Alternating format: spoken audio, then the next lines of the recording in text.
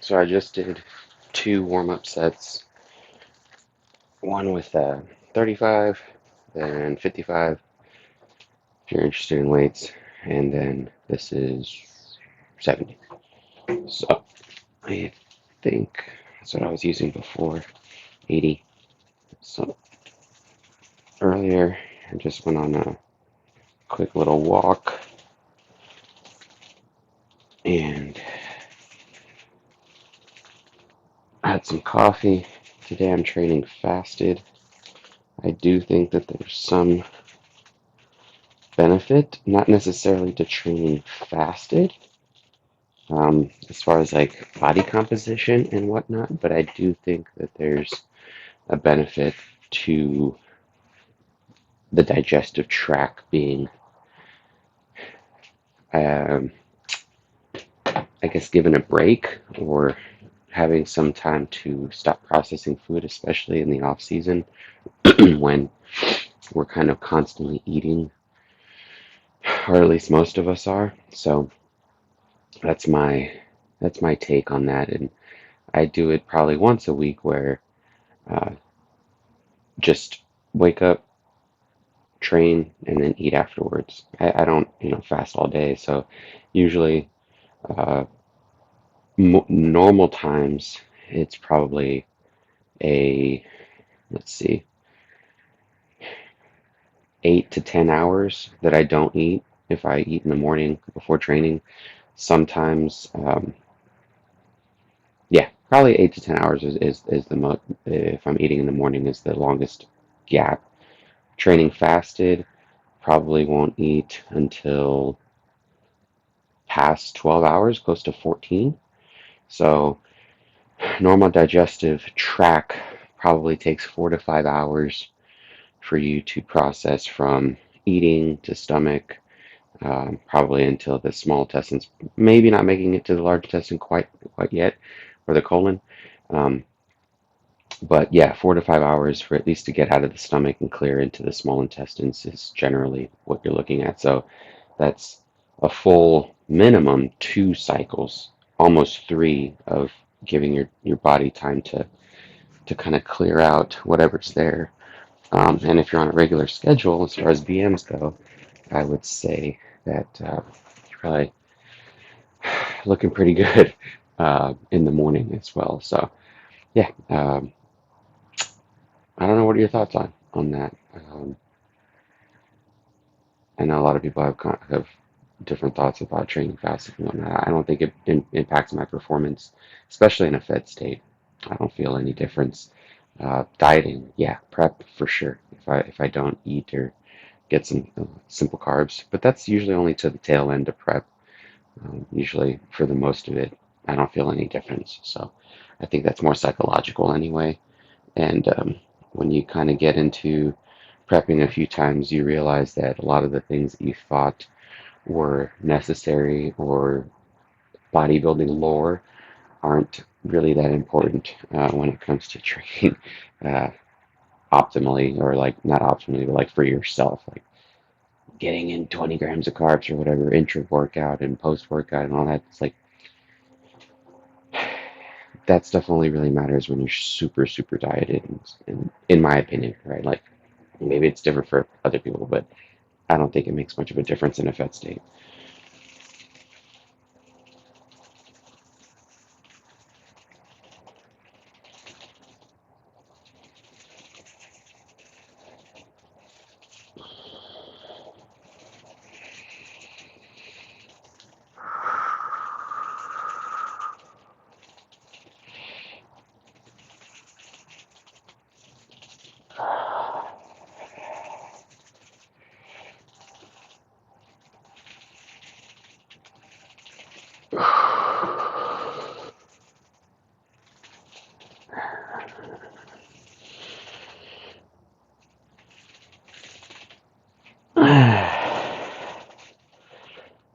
Did a few more.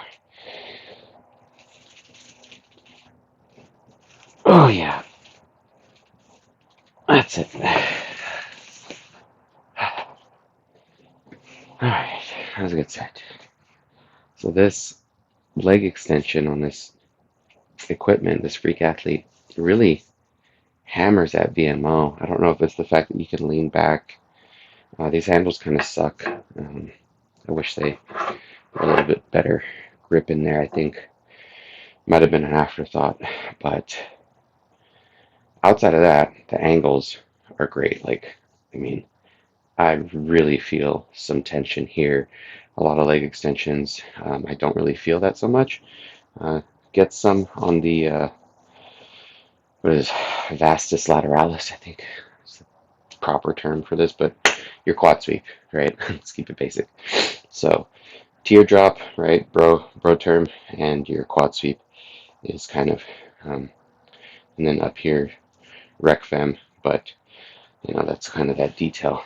I don't feel it so much, even though I'm able to lean back. I know everyone always says like getting that stretch position is going to hit your rec fem a little bit more, great, but with this setup, I definitely feel it in my VMO a little bit more. But rest real quick. Gonna hit squats after this. Again, I don't know if you've watched my other stuff, but as far as the order of the exercises, this is a quad day and back day. So trying to really hammer the quads as much as I can on this day. As far as squats go, um, I have fun. I love squatting. I do feel it in my quads. I'm able um, to kind of keep the weight and the tension there. In the past, I struggled to do that, but that was with more so kind of like foot placement and foot pressure. I noticed that was kind of like everyone always says press through your heels, which is great, and you really should have a stable base.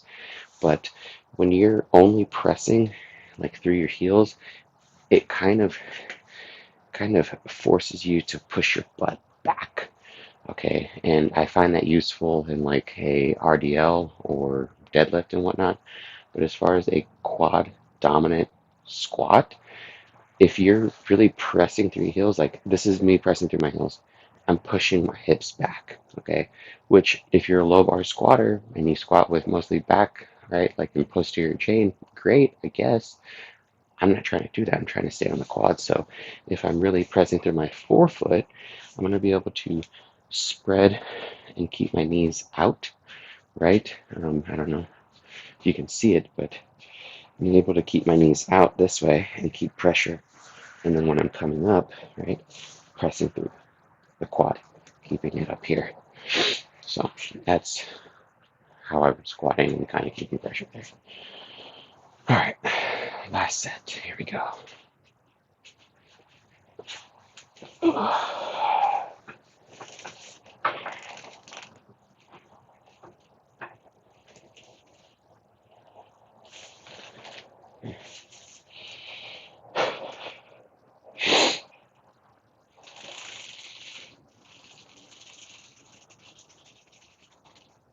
That one was, there we go.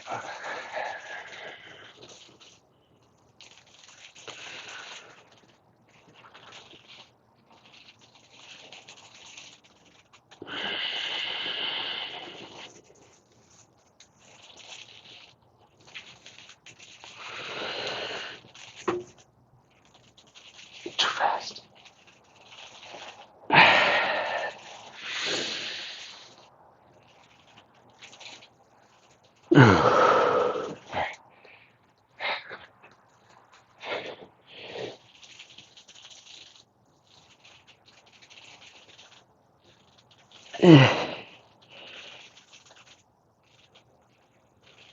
All right, that's it. Okay, as you saw, some partials there towards the end. Really just focusing on controlled movement and staying nice and tight on the quads throughout the whole exercise. So 2 sets, and then we're going to switch over to squats in a bit. So I'll catch you in a sec. Okay, now we're doing some squats. So I just did one quick kind of get the motion down again, connect with the body set of just the bar weight. And now I just loaded up a little bit of weight here and gonna do some warm-up sets. All right, so here we go.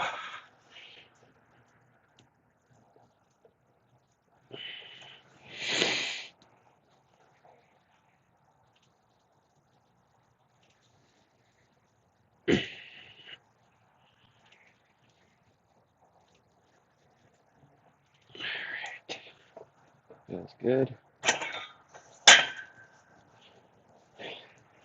Move up a little bit. So this is also a short bar. It's a 6-foot bar. Not exactly sure how much it weighs because all that I'm curious.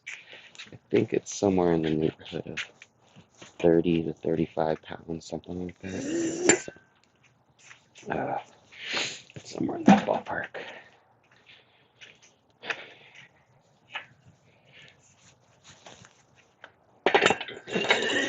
Alright. Normally, I'll jump up somewhere on bigger movements when I'm warming up between 20-ish pounds to 30-pound jumps usually. So, oops. Probably. No, wrong. That's not what I wanted. This one.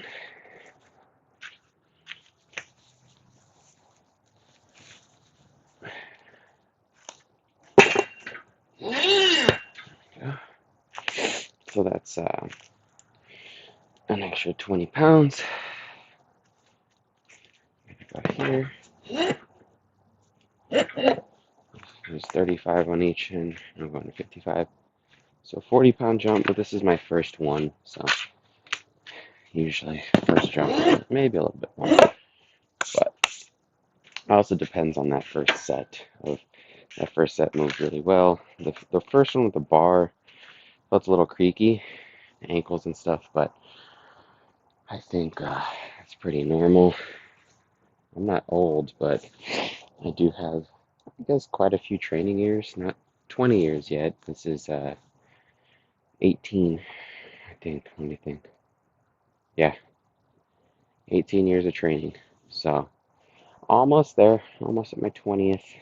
But yeah, let's get this next set. Warm up here. All right. Notice I take 2 steps out, not more than that. Elbows down.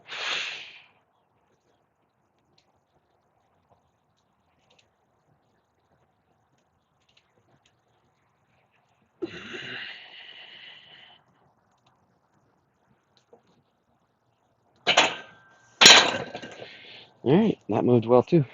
So feeling good. Probably go up 30 pounds now. So that means we're gonna put 25s on here. This will probably be my working weight, but what I like to do is go a little bit above my working weight when it comes to larger movements. Maybe not isolations, so like I didn't do that with the leg extensions, but let's put this here. The reason for that is, to me, psychologically, it's easier knowing how heavier weight moved. If that felt good, I'm going to crush my working sets. And then also, as far as just kind of getting the body ready for a little bit heavier weight, a little heavier loads. But I think most of it boils down to me, for me at least psychologically. And what I'm doing is I'm checking it's even spacing. So I make sure that it's even spacing on the bars, and then that sets me up for my hand placement, right? So when I set up on the rack, I'm as square as possible. I don't know if it really matters, but it's part of my, I guess, like OCD, um, having things lined up. I don't know. But yeah, let's see how this weight moves here. Here we go.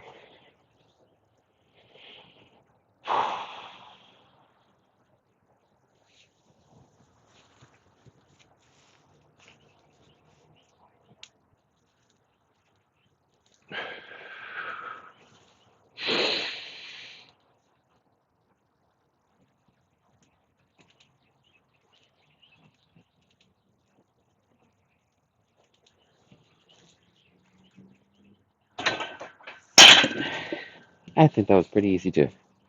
Those went pretty well. And what I'm judging is after 3 or 4 reps, how I think I'll feel. Trying to hit around 10. It's kind of like my goal for squats, and it could change day to day, right? Maybe I don't get good sleep. Maybe I get good sleep. Maybe I feel recovered. Maybe I don't. So I have an idea. Um, I think I could go a little bit heavier and still hit 10. So I'm gonna jump. Probably we'll go 20, 15. So 30 pounds total, 15 on each side. See how that feels. If that moves pretty good, then I'll probably stick with a little bit heavier in my working sets. No, go 40.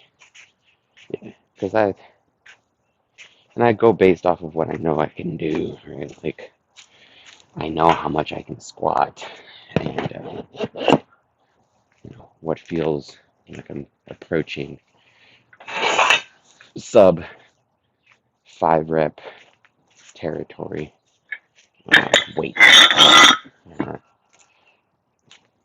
at least beltless. And I'm trying to work out beltless as much as possible. Might bring in a belt for my lifts next mesocycle. Um, and really, most of that has to do with the fact that I haven't lifted heavy barbell. Again, is there any study? Is there any like reasoning behind it?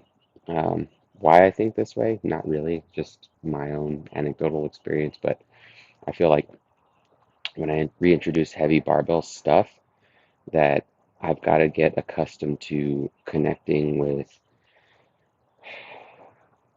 my, I guess we'll call it auxiliary muscles, making sure that my stabilizers are good, making sure that I'm having a good base, and like that adaptation takes a while, especially as I'm also increasing weight.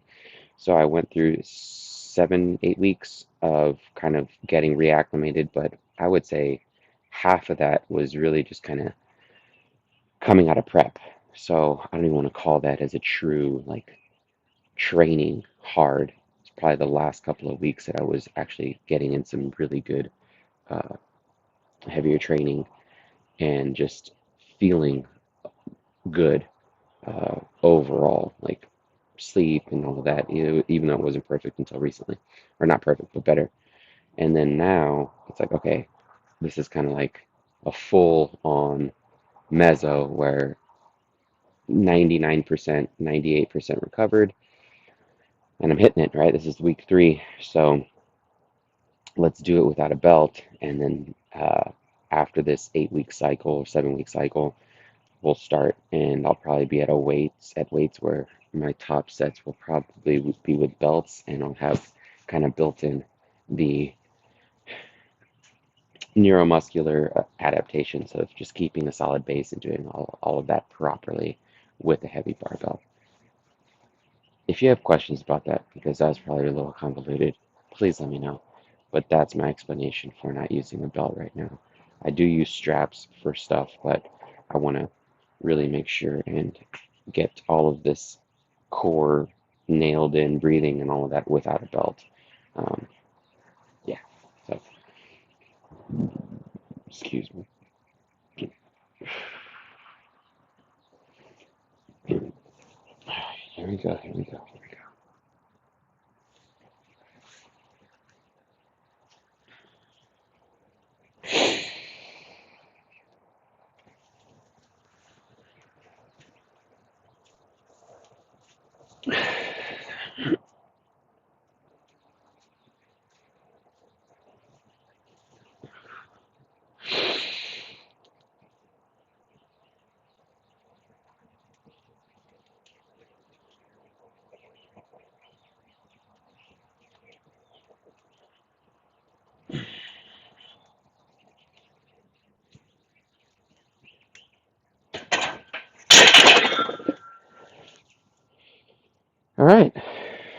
was good.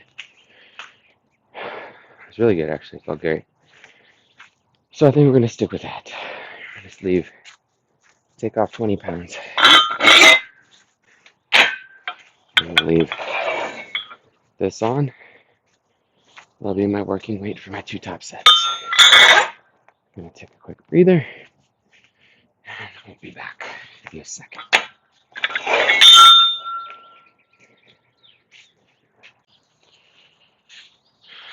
Okay, so I think the choice, right? We're gonna go. I said I was gonna take off 20 pounds. Probably gonna take off 15. Put these little micro plates on here. That'll be good. All right, so here we go. As far as rest, I don't know. I'm in no rush this morning as far as trying to rest, and yeah, apologizing about the fart. Oh man, here we go. No filter. You get everything, you get all the sound. So here we go. First up.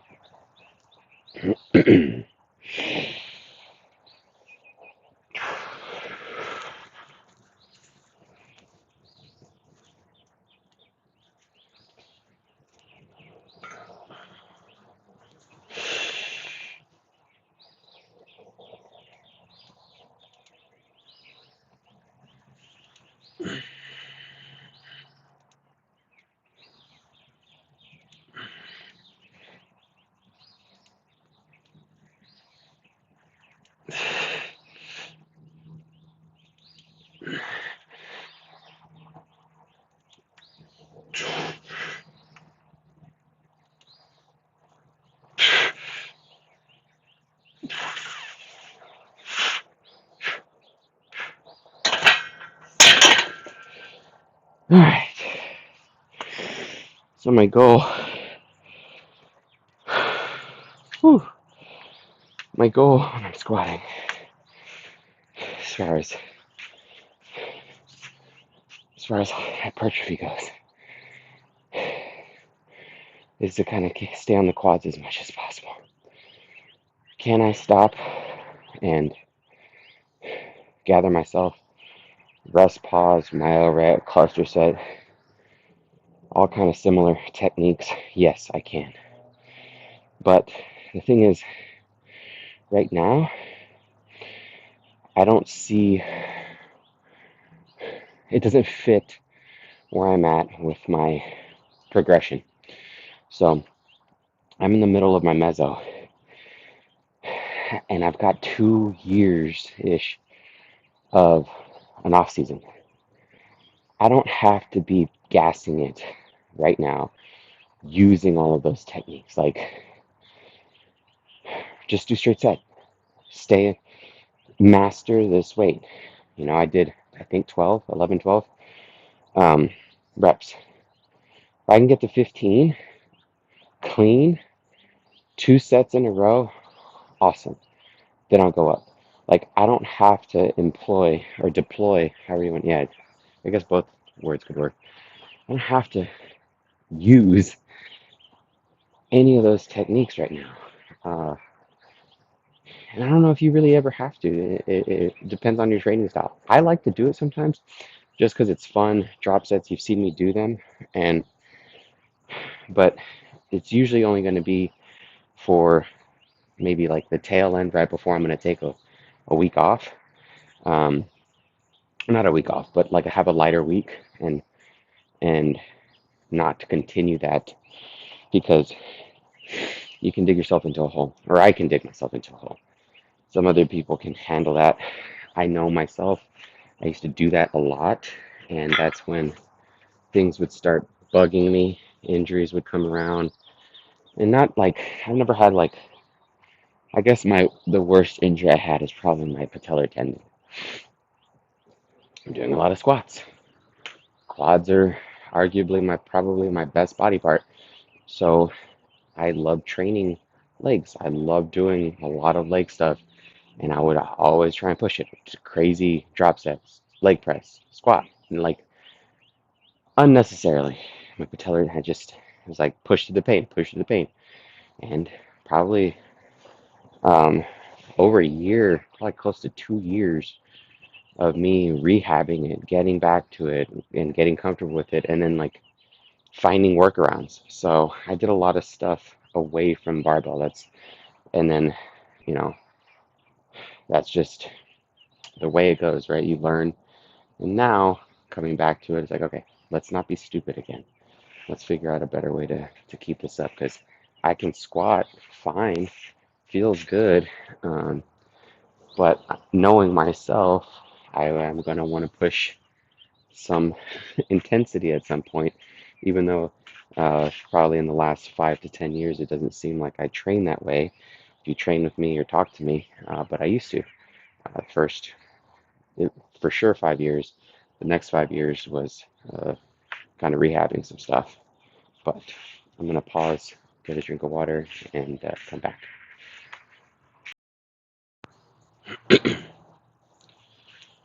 All right, last set.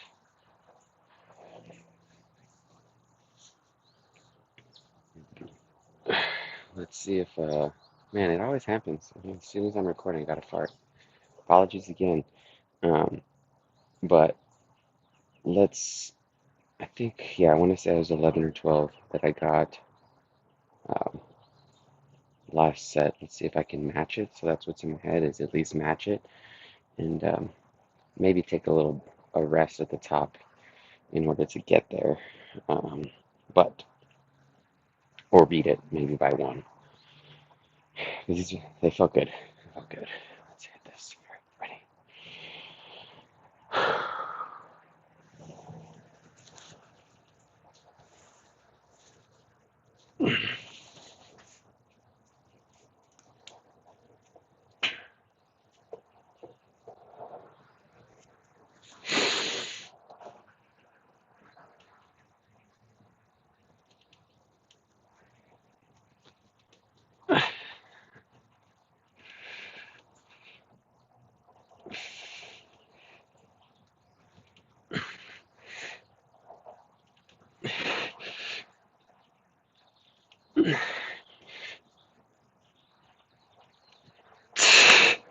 Here we go.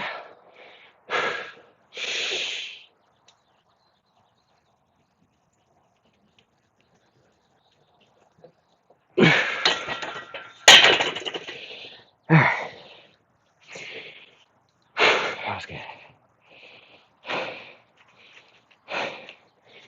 Mentally, I'm not thinking about much when I'm squatting. Just trying to the the cues that I'm going through in my head are essentially I squat without shoes, so I think that helps. Um, Helps me feel connected and really feel the floor when I'm pressing. I can feel my toes and everything bite down, and that's what I'm looking for to stay on the quads. So I think with shoes on, I don't know. I've never squatted with lifting shoes, so I have no clue. But with regular shoes on, even though these are like whatever the nano, they're the CrossFit shoes that are supposed to be flat and good for doing all kinds of stuff like that. Um, I still think there's a huge disconnect with being able to squat and hit the quads properly by placing your your your feet on the actual ground, pushing through your literal toes, everything gripping. So that's pretty much all I'm thinking about. And then as I'm coming up out of the hole, I am trying to actively push my quads out. And if you've ever tried to pose your quads, right?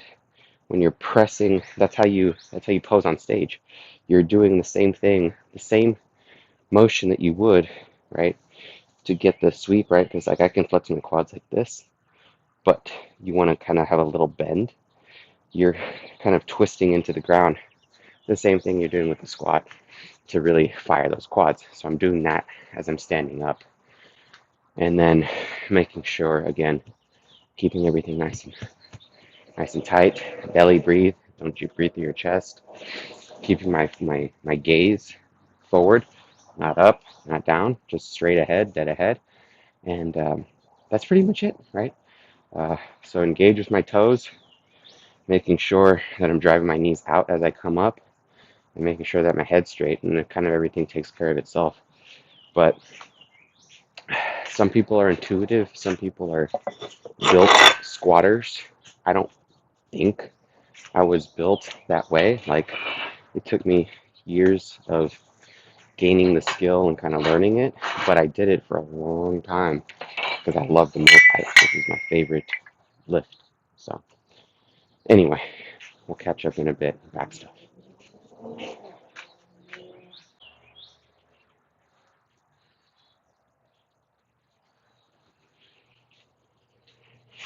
Okay, same general concept here. A little warm up with my uh, just regular old no weight. Alright, what I'm doing, making sure to contract where I want to contract. So pulling into my waist, belly button area, making sure that I'm pulling with my lats. All right, and then at the end of these, I'm gonna shrug them up. All right, so to me, it's like a form of a Kelso shrug. Let's turn this on here.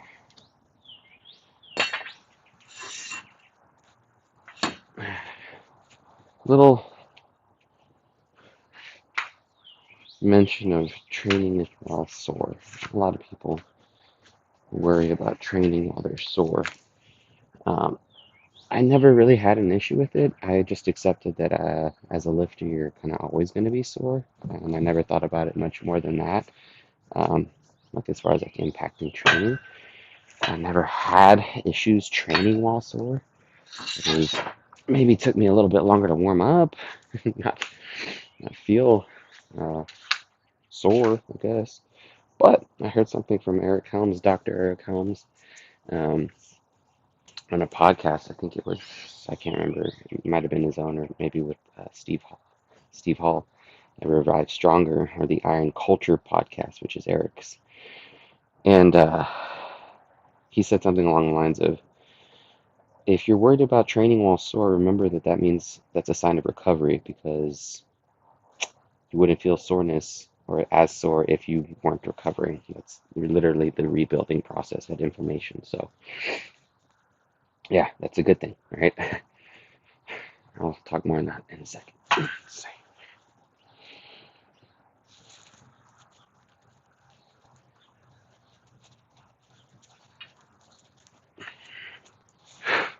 Easy. All right. So yeah, back to that. It's like, that makes a lot of sense. Never thought about it that way, but if you do, you're like, okay, well, if that's the case, then you might actually, um, well, let me back up. That made me think of the fact that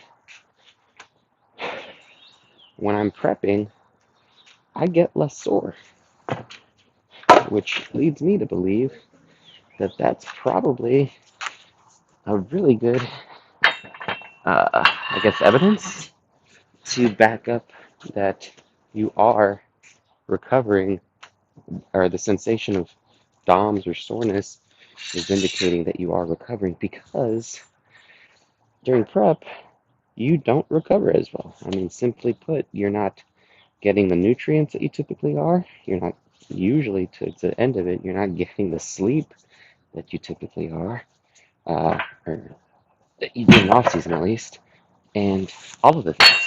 So as far as that goes, that makes a whole lot of damn sense. That's why I don't really get as sore. I get much sorer in the off season than I do when I'm prepping. So, in any case, let's do this. I think I might go a little bit more than this. Should be pretty easy, I think, last time.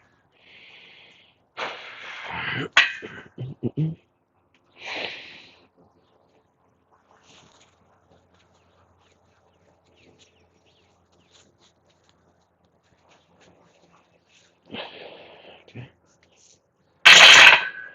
Yeah, do a little bit more. I think it's like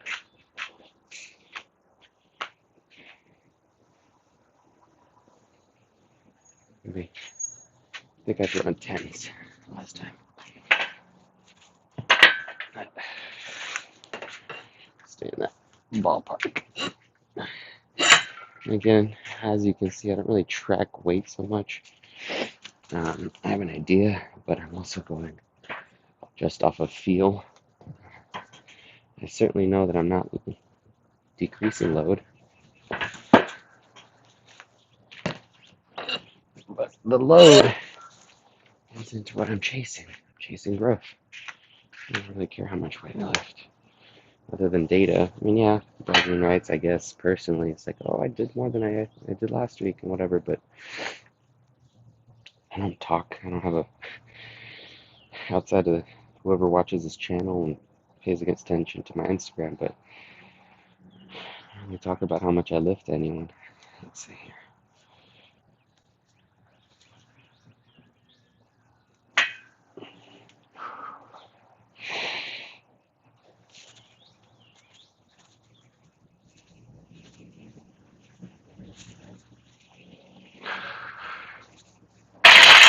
All right, that's pretty good. I think get some straps, and we'll get my last set. I'm gonna pause the video because these are getting super long. 1 second here.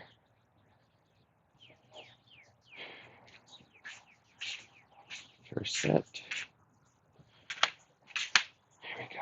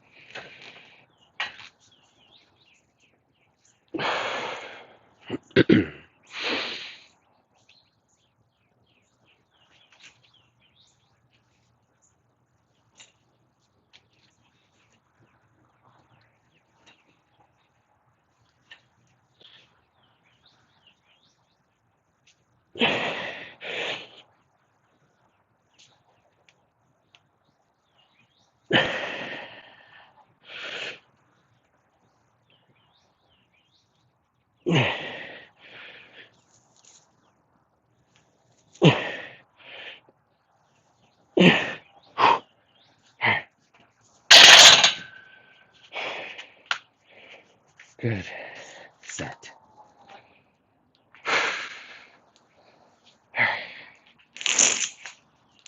Catch my breath. Outside of that, let's see, try and pause, control the weight up and down. Not much. I can't think right now, so I'll be right back. All right, here we go. Last set, ladies and gentlemen, of the barbell row. Let's see here.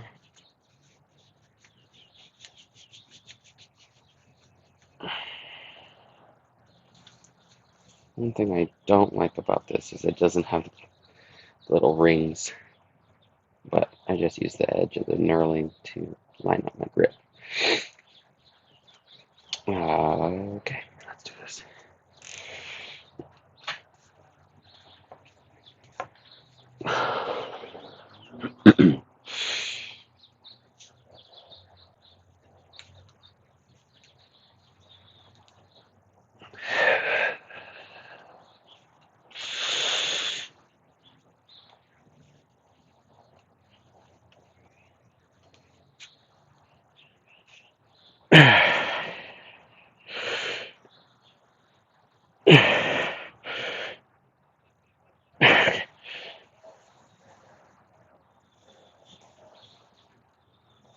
Ain't happening. How's it? Alright. So, as you can see, I was trying to think about what to say from the last set, if I can refocus. But, what I was meaning to say is that, excuse me, excuse me.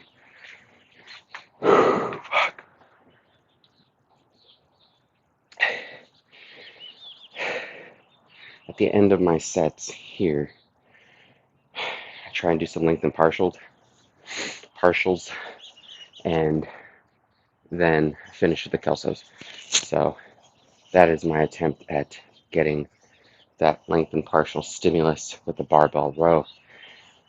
Is this the optimal exercise to be doing for your back? Probably not, considering there's so much stabilizing that you have to do. However, again, going back to heavy barbell movements, there's a lot of stuff as I'm older that I notice I'm not the strongest at as far as like bracing and things like that, which as I'm going to get into my 40s, that's something I really, really, the last thing I want me to be limiting myself as I get older is my glutes, my lower back, my abs, all of those things. Does this stuff train that? Hell yeah. How often are you in a position outside of just training where you're picking up things like this, right? Or, right, like this. And as humans, we don't always think, oh, we got to do it properly. We got to do, bend down and like brace all that. Sometimes we just yank shit. Sometimes we're just living life and we want to play or whatever. And we don't move in the proper way when you're just walking around and doing stuff day to day life. So being able to brace yourself with a load like this, squats, RDLs, things like that, I think it's really important that you have those stabilizer muscles and you're able to move, side to side, back and forth, and all of those things. That's why I do my QL side bends, right? Is it really like, am I getting anything out of it outside of like just strengthening those little muscles in there, the QL, psoas, all of that stuff? Probably not. Is it how much is it benefiting and contributing towards hypertrophy? I don't know. But what I do know is that a lot of times we're in this position, right? Uh, Turning, twisting. We don't move in the planes that we do typically when we lift weights. So I think that keeping in some side to side movement, especially torso related, lower back, hips related, is crucial for longevity. So um, now that's one exercise out of, and the same thing with the ab wheel, leaning over and stretching, right? Most of those things I'm keeping in there because of functionality purposes and things that I want to maintain as I age. Um, and this is also playing a part in it too. Plus limited equipment, right? So there's a couple of variables as far as why I'm choosing the exercises that I am uh, just to maintain. But again, it you know, doesn't get that complicated. I think about stuff probably way too much in general, but that's my thought process behind some of those things and the reasoning. Got more on that in a second. I need to set up. Talking too much. Last exercise. Last exercise. I didn't get any warm-up sets. I think I'm plenty warm by now. Gonna grip it and rip it here. There we go. The time wasn't a fart. Let's go.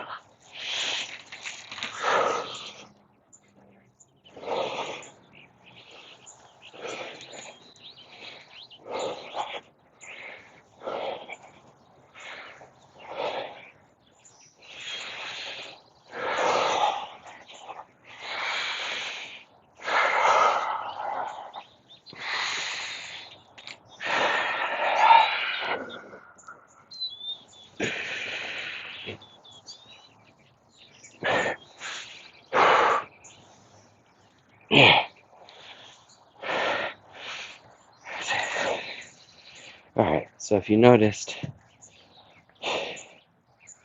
my last rep was kind of different. I changed the angle of my chest orientation to this bar, right, to the chin-up bar, pull-up bar. As I'm pulling, if I'm keeping straight, right, straight in line, it's hitting more of this upper back musculature for me, right? It's just the way that it works for me. It might be different for you, but so as I'm doing that, I'm hitting much more of that upper back. As soon as I angle back and pull like this, I start hitting the lats, like lower lat area. So for me, I have fairly decent lower lat like development. Barbell rows are already kind of are engaging my lats there, um, but my upper back development is lacking in my opinion. So that's why I'm preferencing that versus the way that I used to do pull-ups. I used to do, like I said, I used to do, these movements were like my staples for the longest time. I didn't use machines for a long time. They used to be old school bodybuilding meathead bro stuff where you had to earn, so to speak, the right to use machines, right? Meaning, if you're the old standard, I think it was Dan Green or maybe Mark Ripito, I don't remember, or some one of those guys, old school guys, great coaches, learned a lot from their videos and books and things, but one of them was like you should be able to body weight squat, deadlift 2.5 times your weight, uh, clean zero point 0.7 or zero point 0.8 times your weight. Uh, what was it? Bench your body weight, and I don't know. There are these standards, right? So if you before you could do any kind of machine, you had to do that. You had to be able to do all of those things. You should be able to do all of those things. And so that kind of once I got to that point, I didn't, I obviously use machines and do that, but it was always in the back of my head. It's like you need to master and get strong on this stuff because it's going to build the base. So, tangent. Back to this. I used to do a lot of weighted pull-ups, and that's what I think kind of, built the foundation for my back. But I would do them like this, always leaning back, and so that's why my upper back's kind of lacking. But this is a long one again. Oh, no, it's not that long. All right, I'm gonna go this set here, last set. All right, and depending if you have a weighted dip belt, they're all kind of different. This one's kind of funky, but I have to attach it in the same loop in order for it to be centered. Because if I don't do that, then it would be off kilter, schweckle, off to the side, and I don't want that. All right, here we go.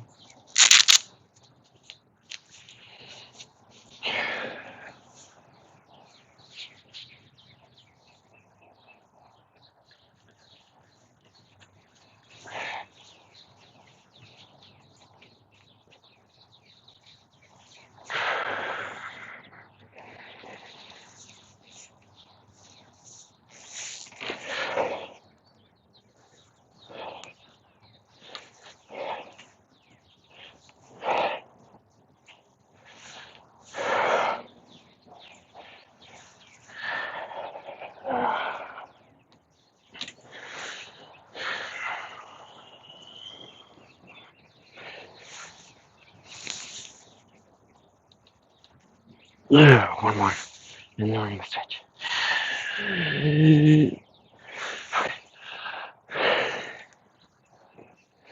That's a lot. That's a lot.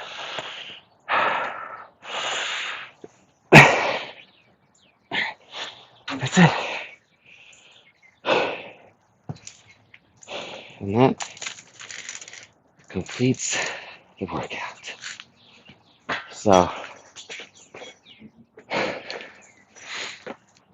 Right now,